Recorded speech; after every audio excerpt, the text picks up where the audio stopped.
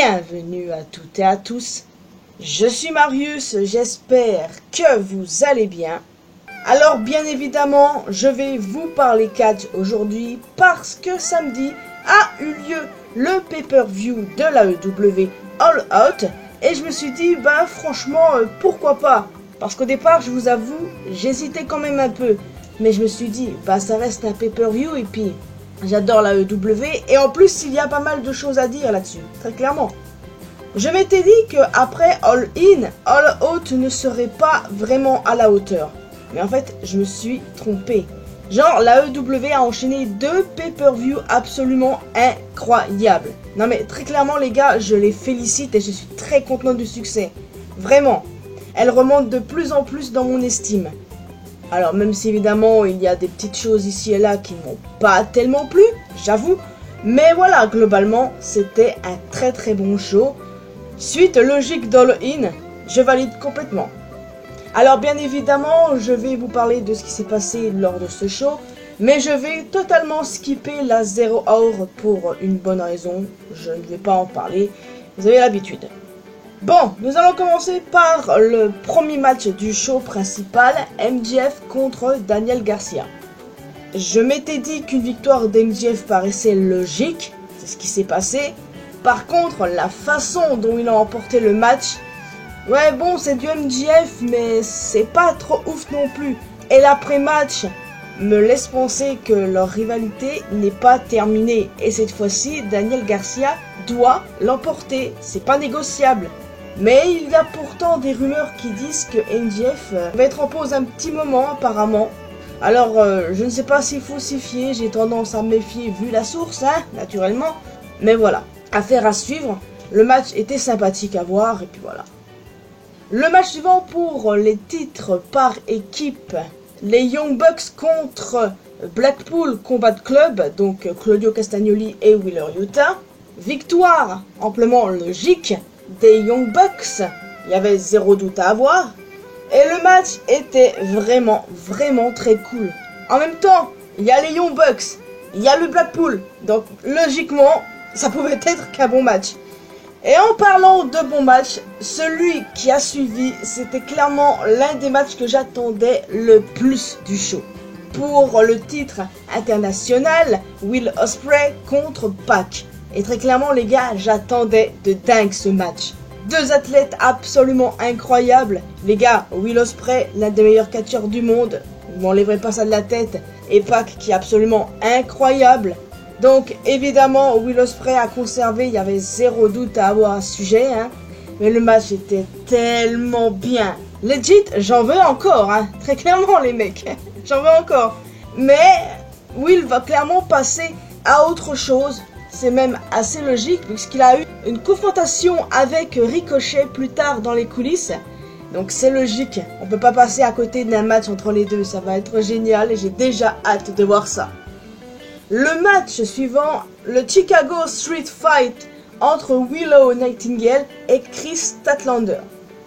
Je m'étais dit qu'en toute logique, ça devait être Chris qui remporte ce match puisque Willow a remporté le dernier. Et je me suis dit, bah là, pour le coup, c'est le moment de Chris. Et c'est ce qui s'est passé, Chris a battu Willow. Et c'est exactement ce que j'avais prédit. Non seulement le match était génial, mais c'était clairement le meilleur match féminin de la soirée. Il y a zéro doute à voir là-dessus.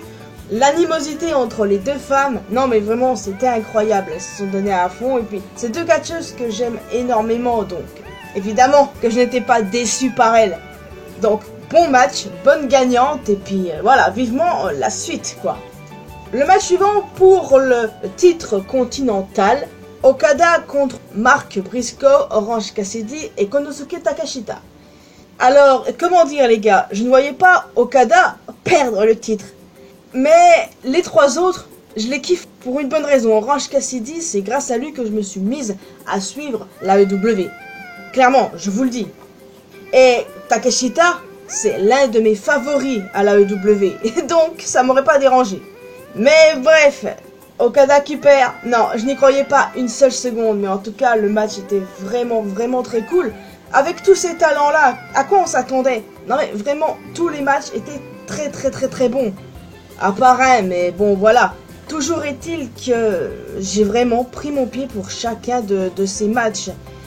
Tout ça pour dire que j'ai hâte de voir qui pourra battre Okada. J'aimerais bien que ce soit Takeshita dans le futur, pour être honnête avec vous. Ça me plairait bien. Donc, affaire à suivre, comme d'habitude. Et en parlant de moins bon match, le suivant, comme je m'y attendais, n'était vraiment pas ouf. Pour le titre TBS, Mercedes Moné contre Hikaru Shida. Alors, déjà oui, il était un peu mieux que le match contre Britt à All In, je suis d'accord. Et malgré la présence de Shida, ben ouais, c'était pas vraiment ouf. Je note ce match 5 sur 10, tout au plus, parce que voilà, Mercedes, elle n'est plus au top comme avant, je veux dire. On voit que ça se dégrade, et son finisher qui est pas ouf non plus. Non, vraiment, j'ai longtemps été une fan de Mercedes Moné, mais il y a des choses, les gars, qu'il faut admettre. Et quand un talent n'est plus aussi bon qu'avant, que ça se dégrade, bah je le dis. Et là, c'est le cas. Malheureusement, ça me fait chier, mais c'est la vérité. Donc du coup, legit, j'ai envie que quelqu'un batte Mercedes très rapidement. Je ne sais pas qui, mais par pitié que quelqu'un la batte. Parce que très clairement, ça me fait chier de le dire, mais voilà, arrêtez le massacre, quoi. Parce que la plupart des matchs étaient des 7 à 10 sur 10, hein. Mais très clairement, pour moi, la note la plus basse, c'est celui-ci. Et encore, hein, c'est ma note à moi, je ne sais pas comment c'est noté sur 4 matchs par exemple, hein, mais toujours est-il que c'est ma note personnelle. Donc, nous allons passer à l'avant-dernier match pour le AEW World Championship, Bryan Danielson contre Jack Perry. Alors très clairement pour moi c'est l'un des meilleurs matchs de Jack Perry que j'ai vu. En même temps avec Bryan Danielson, à quoi on s'attendait très honnêtement. Et il était logique que Bryan ne perde pas le titre. Ça c'était logique, il y avait zéro doute. Ok, on n'en revient plus là-dessus. Par contre ce qui a été très intéressant, c'est la suite. En fait, après le combat, Killswitch est arrivé sur le ring pour l'attaquer et Christian Cage a débarqué pour tenter d'utiliser son contrat pour son match de titre. Et moi, sur le coup, j'ai un tantinet flippé parce que bon, Christian est toujours accompagné de Killswitch et aussi de Nick Wayne. Donc, il y avait un petit peu de quoi avoir peur. Et après est arrivé le reste du Blackpool Combat Club. Mox, Yuta, Claudio et Pac. Et du coup, le clan de Christian, ils sont partis. Et là, les gars, tout le Blackpool Combat Club s'est retourné contre Danielson. Avoir ajouté Marina Shafir déjà dans le groupe, c'est vraiment une très bonne idée. Et le clan qui se rebelle contre Bryan, ça, c'était une très bonne idée également. Très honnêtement, j'ai beaucoup aimé comment ça a été fait. Et la réaction de Yuta est intéressante aussi. Yuta, il voulait pas tout ça. Donc, je me suis dit, attendez, Yuta, ils vont le dégager aussi ou comment ça va se passer? En sachant qu'il est champion trio avec Claudio et Pac. Donc, du coup, je me suis posé des questions et je me suis dit, bah, au final, Yuta n'aura pas d'autre choix que de suivre les autres. Donc, oui, ça fait un petit peu mal au cœur. Mais voilà, ça promet, quoi. Un élan de fraîcheur avec tout ce beau monde et l'ajout de Marina Shafir, quoi. C'est génial. Moi, je valide complètement ça. Et on parle aussi du moment où Mox a tenté d'étouffer Bryan avec un sac plastique. Beaucoup ont trouvé ça limite. Je peux comprendre. Mais à ce stade, moi, plus rien ne me choque, je veux dire. Sachez qu'il y a pire, vraiment pire aux indies, hein. Donc, de toute façon, ça m'a pas choqué. Mais très honnêtement, se faire étouffer par un sac à plastique, c'est l'une de mes hantises, très clairement. Donc, c'est vrai que ce moment m'a un peu fait stresser sur le coup, mais bref. Franchement, je valide complètement ce qui s'est passé à l'après-match et j'ai vraiment hâte de voir la suite, hein. Mais maintenant que Danielson est tout seul, bah ça donne totalement le champ libre à Christian. Et enfin, le dernier match, alors celui-ci, je l'attendais tout particulièrement, le terme violence va complètement. En fait, le terme violence va globalement à tout le show. Si on prend en compte le Willow Chris Statlander, encore le match précédent, Danielson contre Jack Perry, l'après-match avec la tentative de meurtre là, et ben là ça a été grosso modo pareil, c'était de la violence, mais de la violence à fond. Et en fait je me demande en fait si après tout ça Swerve est toujours en vie. Lights Out, Steel Cage du match. J'attendais particulièrement ce match et la stipulation était vraiment cool pour que les deux puissent se déchaîner. Swerve Strickland, malheureusement, n'a pas triomphé de Hangman Page. Et ouais, c'était le match pour lequel j'étais le plus indécise. Autant au niveau prono, j'ai eu juste pour tout le reste. Mais pour celui-ci, c'était vraiment compliqué. Et en fait, je suis vraiment contente du choix du gagnant. Hangman en est sorti victorieux. Et apparemment, j'ai entendu dire que Swerve allait également prendre une pause. Ouais, logique, parce que le gars, en fait, après tout ce qu'il s'est mangé, bah, tu m'étonnes. Non, parce que les gars, les coups de chaise en pleine tête, la seringue dans la bouche, l'autre coup de chaise pour l'achever. Oh my god, il y a certaines étapes qui m'ont fait grincer des dents. Parce que oui, encore une fois, il y a pire ailleurs, il y a pire aux indies, mais là, j'avoue que ça m'a fait pas mal serrer les dents.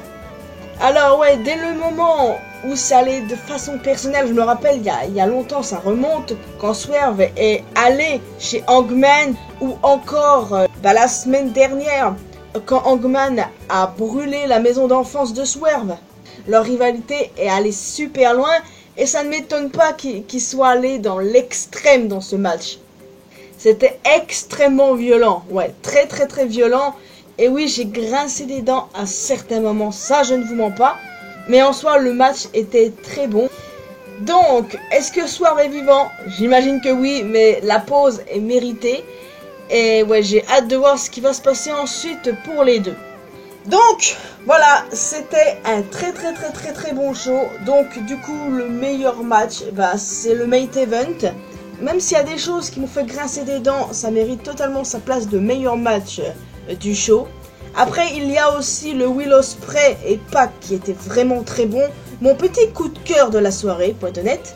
Et le moins bon, évidemment, vous doutez de quoi il s'agit, Mercedes Moné contre Hikaru Shida.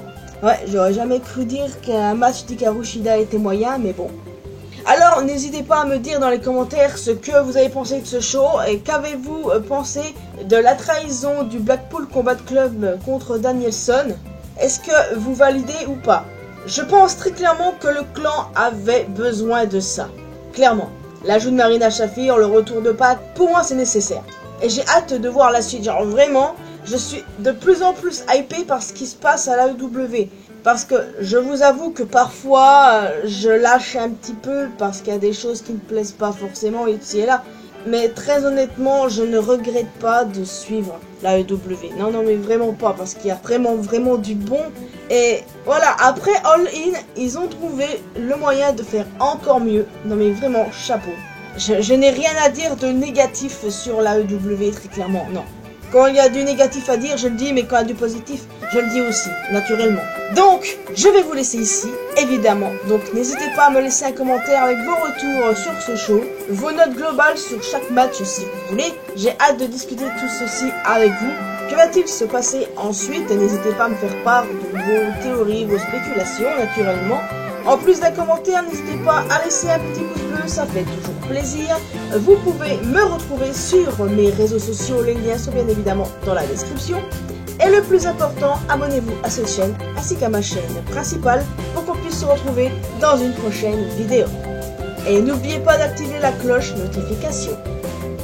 Bye bye!